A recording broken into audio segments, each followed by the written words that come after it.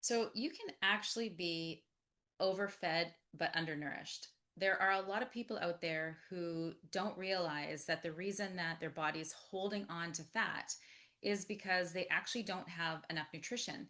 They might be overeating, but they're not actually getting nutrients from the food that they're eating. So, for example, you may find that you want to binge on something like chips and not realize that the reason that you crave chips all the time is actually because you have an essential fatty acid deficiency and your body is craving fats. And because that's your only source of fats in your diet, because you're not eating the natural whole food fats, like in the form of nuts and seeds and like salmon and things like that, then your body is going to tell you to keep eating from the foods you are eating until it can get this fats that it expects to get from food.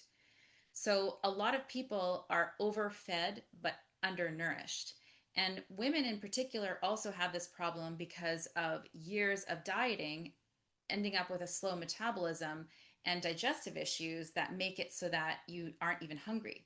So there's a lot of people out there who, so-called eat like a bird, but yet they're overweight. And some of these people are even exercising like crazy. And when you do that, that's actually taking more nutrition out of your body to exercise a lot. So people are getting more and more deficient as they, try to help themselves. They're just making everything worse because they're not getting the nutrients that are needed for a metabolism to function optimally. So when you undereat, basically what's happening is your body is intelligent.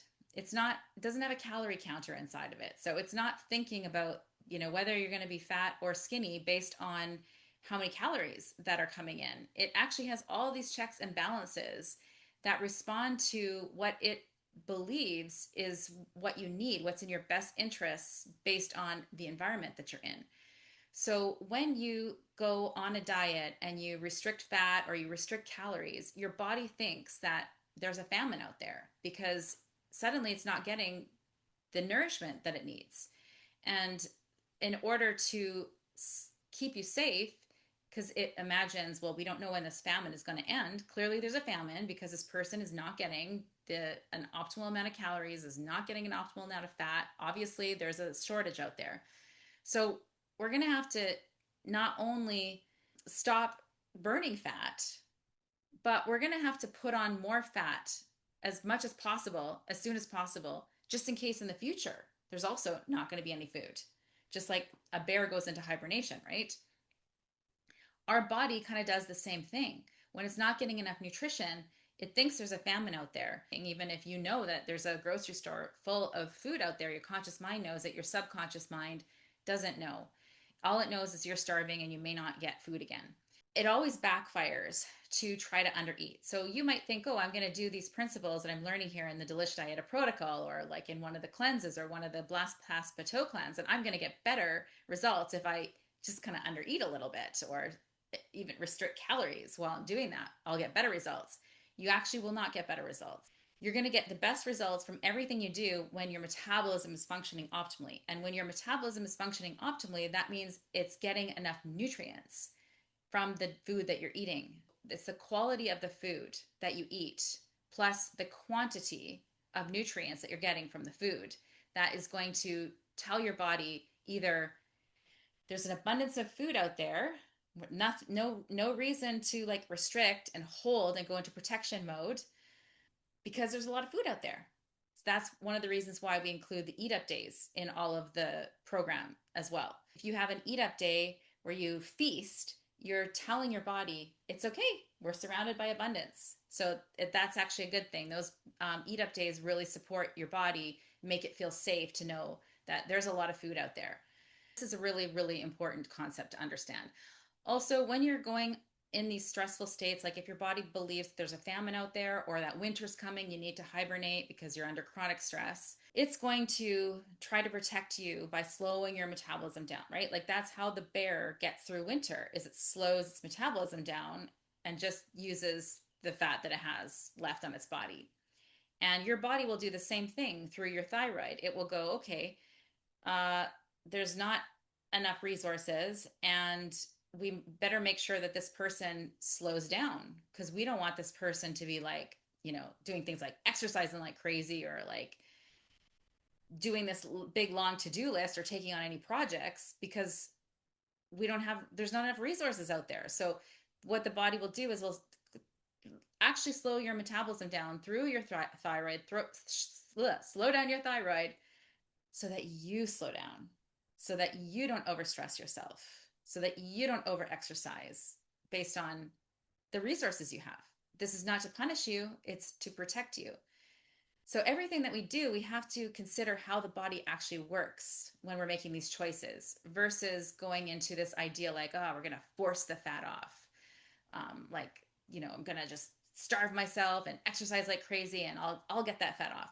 Well, that always works to a certain point, right? We all know that we can do that. We can restrict calories, we can exercise excessively, and we can get some results, but it always backfires, whether it's because of the down regulation of your metabolism and then suddenly you hit a plateau and it's not working anymore, and then suddenly if you start eating and being at the same activity level as you were before, suddenly you don't just gain that weight back, but you gain back more than you even started with because of these internal checks and balances that your body has to keep you safe.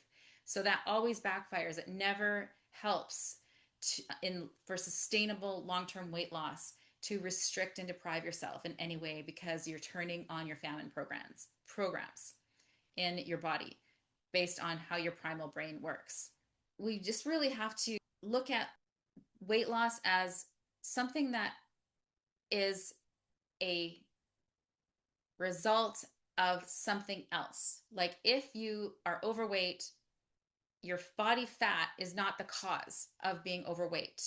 Something else is going on underneath that's causing your body to hold on to fat. And we have to think about it with everything. So another example is a common reason why women tend to undereat and then become nutrient deficient and then slow their metabolism down is that they don't have any appetite.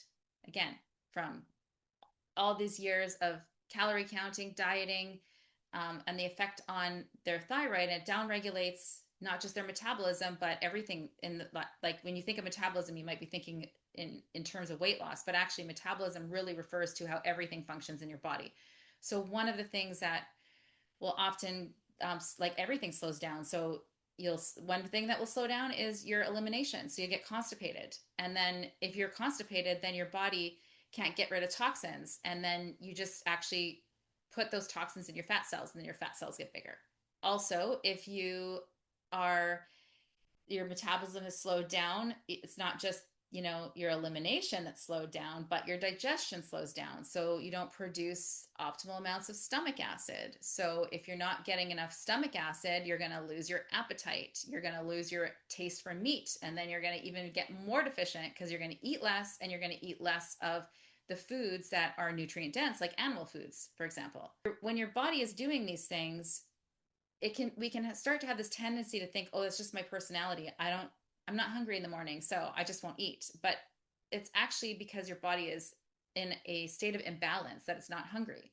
It's not just that the stomach acid is low for no reason. It's low for multiple reasons. It's low because you're in fight or flight all the time and your body can't get into rest and digest mode. That's top reason why people have struggle with low stomach acid and digestion problems. But also, you might not be getting enough good quality salt in your diet. Now, table salt is not ideal. You want to eat natural whole salts. When you take that salt, it provides the chloride part of your hydrochloric acid, which is the stomach acid that you have. It gives you the raw materials to build your acid in your stomach so you can digest meat. And so that acid, when it's not like when it's actually too low, you won't have an appetite. When it gets higher, then that's a sign of better health. You actually have an appetite in the morning. Also, another thing that can contribute to it is having low zinc levels. You need zinc to build your stomach acid. But it can become a negative cycle. When you're deficient in nutrients, then you get low stomach acid, which means then when you do eat, you don't absorb that much nutrients from the food, and then you get more and more depleted of nutrition. So that's why we have to address these things at the level of root cause, which you can do in the 90-day metabolic reset. So basically, I hope that what you get out of this short training is that it's not going to help you to undereat, and that what's going to help you is to identify where your body's out of balance and meet the true needs of your body so that your metabolism can function optimally and that your body doesn't have a purpose for holding on to fat. You don't have to diet to lose weight. You just give your body what it needs and you stop giving it what it doesn't need, and it does the rest, because inside of you, you have something called your inherent vital healing capacity. And that's what does the job of healing you. And your job is to identify what it needs to function optimally. All right, we'll see you in the next video.